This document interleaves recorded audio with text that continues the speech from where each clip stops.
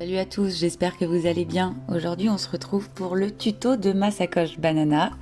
Donc vous allez avoir besoin bien évidemment de votre machine à coudre, un pied presseur pour fermeture, du tissu, de la doublure, il vous faut une fermeture de 35 cm et du ruban pour la hanse de votre sac.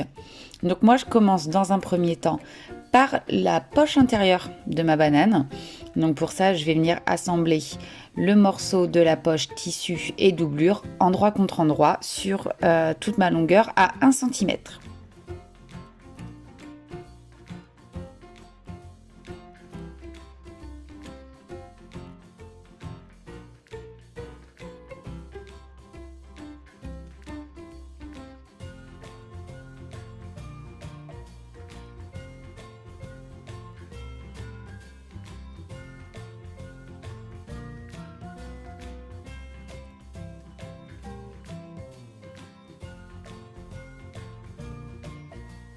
Donc une fois cette couture terminée, je viens l'ouvrir en deux. Normalement, toujours au fer à repasser, mais puisqu'aujourd'hui je n'en ai pas, je vais réaliser cette action avec les ongles. Et je viens ensuite faire une surpiqûre à 5 mm tout le long de ma poche.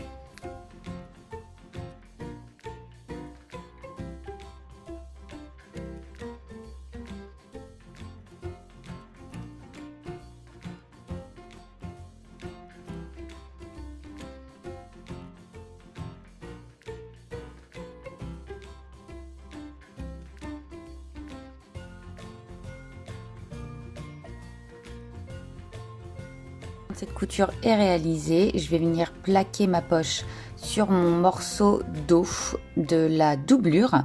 Donc je la positionne bien au niveau des crans qui sont sur les côtés. Et aussi ne pas oublier de bien positionner cran sur cran le bas de la poche sur la doublure.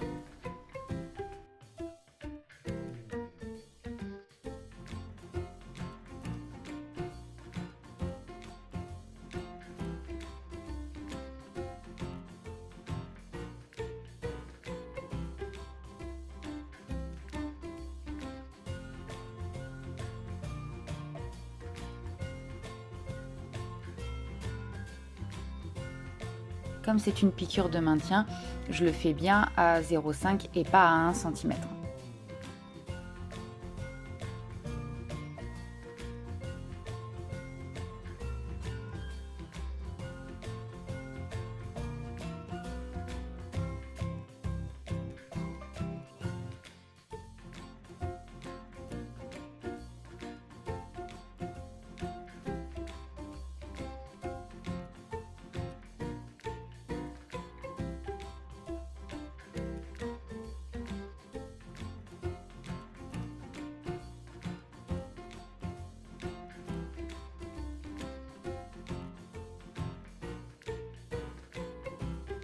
Pour réaliser la piqûre au milieu de ma poche, pour avoir donc bien deux compartiments, je viens plier mon morceau en deux et je me fais un petit repère en haut avec une épingle pour avoir bien le centre donc de mon morceau et pouvoir piquer à peu près au milieu.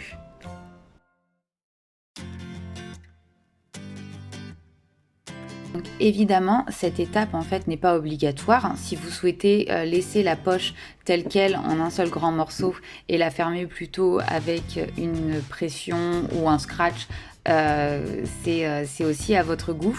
Vous pouvez aussi faire 3 compartiments, un plus petit et l'autre plus grand.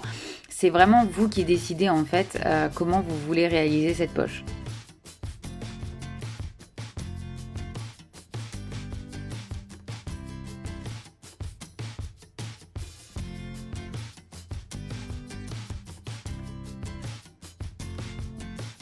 Donc maintenant que ma poche est terminée, je vais pouvoir monter ma fermeture à glissière. Donc pour ça, je vais récupérer mes morceaux du dos, donc l'extérieur et la doublure avec la poche que l'on vient de monter. Et je vais assembler ma fermeture endroit contre endroit sur le morceau extérieur. Donc là, ce que je fais, c'est que je positionne des épingles à 1 cm de chaque côté de mon morceau extérieur.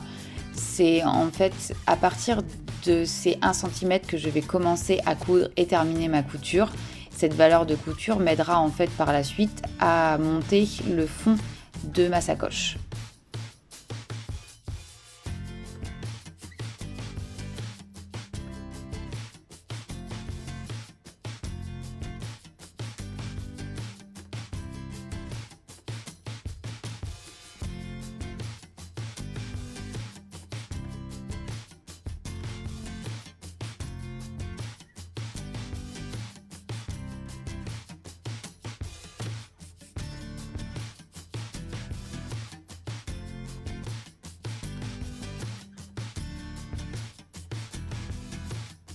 Évidemment, on n'oublie pas de changer son pied presseur pour le pied à fermeture.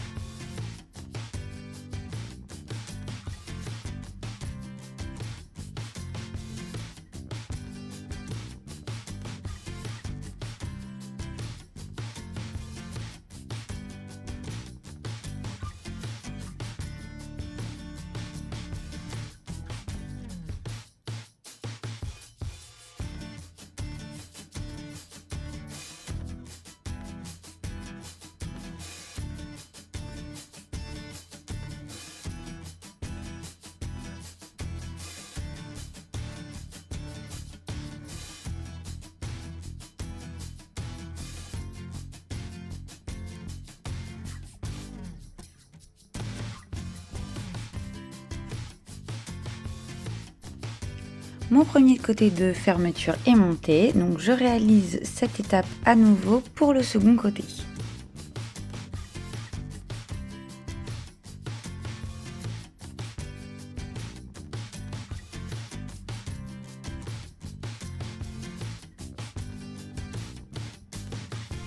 Je viens maintenant monter les attaches côté pour la sangle. Donc pour cela, je vais piquer les deux côtés de mes attaches et je vais préformer le rempli du haut à 1 cm.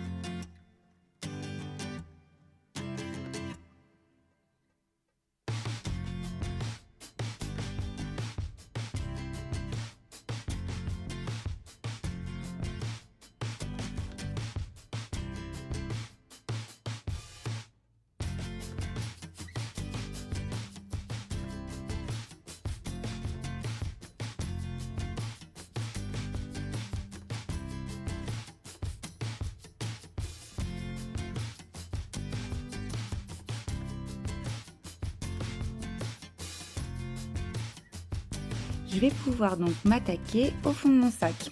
Donc pour ça, je positionne mon fond sur le devant et le dos, endroit contre endroit, écran sur cran.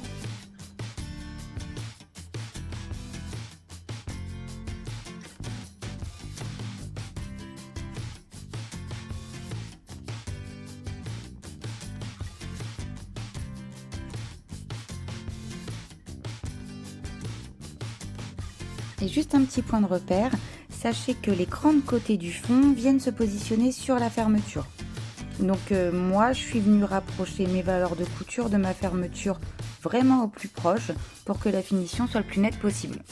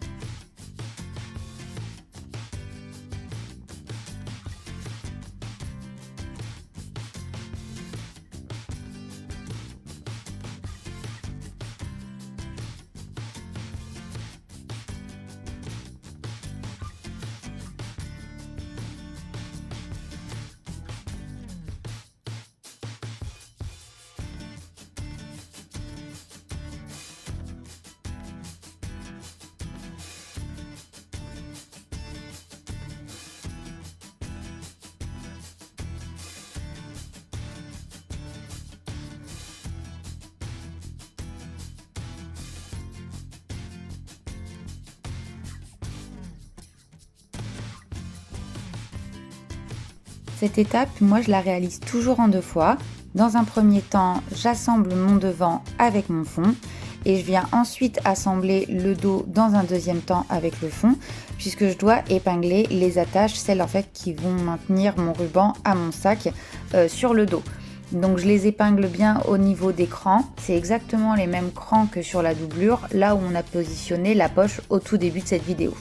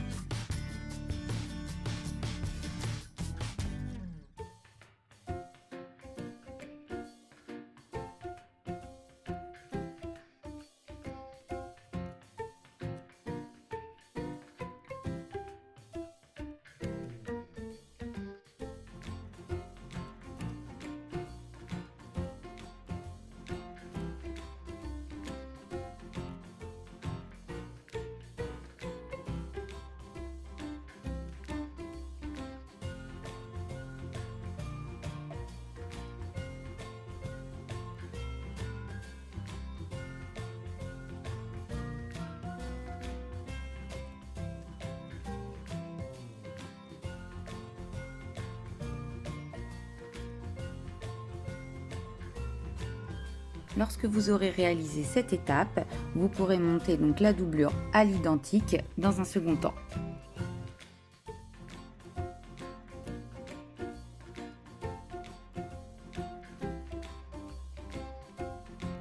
Pour l'assemblage de la doublure avec le fond, on n'oublie surtout pas de laisser un trou au moment de la couture pour pouvoir retourner ensuite l'ouvrage, sinon vous allez vous retrouver bloqué et on pourra ensuite le refermer soit par un point main, soit par une petite couture nervure.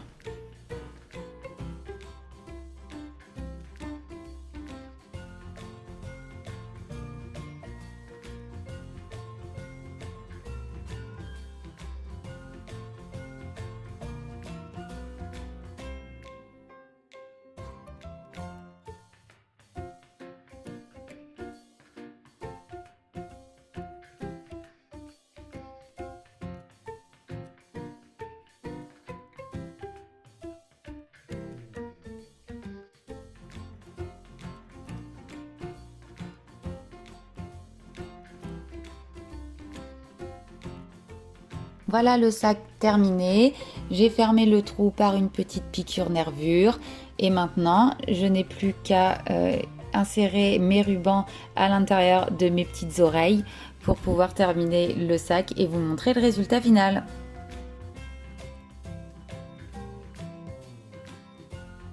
Pour le choix du lien, c'est chacun ses goûts. Donc libre à vous de choisir une sangle, un ruban, une corde ou tout ce qui vous passe par la tête. Par contre, si vous utilisez un ruban ou une sangle, moi je vous conseille de la doubler, surtout si celle-ci est trop fine.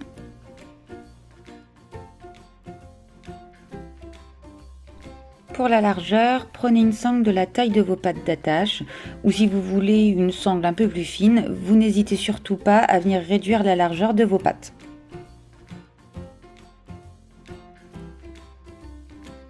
Et pour ce qui est de la longueur de ce lien, mesurez directement sur vous, parce qu'en gros, la taille de la sangle à prendre dépendra de la façon dont vous porterez votre sac. Pour ma part, je suis partie là sur une sangle à 90 cm, ce qui est assez long, et du coup la banane me tombe un peu sur les hanches. Et donc pour cette dernière étape, il n'y a rien de plus simple. Ce que j'avais fait en amont, c'est que j'avais préformé le haut de mes attaches sur 1 cm. Là, je viens insérer donc le ruban à l'intérieur. Je vais coudre tout le tour à 0,5 en surpiqûre. Si vous voulez que ce soit un petit peu plus solide, vous pouvez faire une double surpiqûre nervure et à 0,5. Et voilà le résultat final. J'espère que ce tuto vous aura plu. Si jamais vous avez des questions, n'hésitez pas à me les poser en commentaire et à me taguer sur vos réalisations sur les réseaux sociaux. Pour ma part, je vous souhaite de passer une bonne journée et je vous dis à très vite. Salut!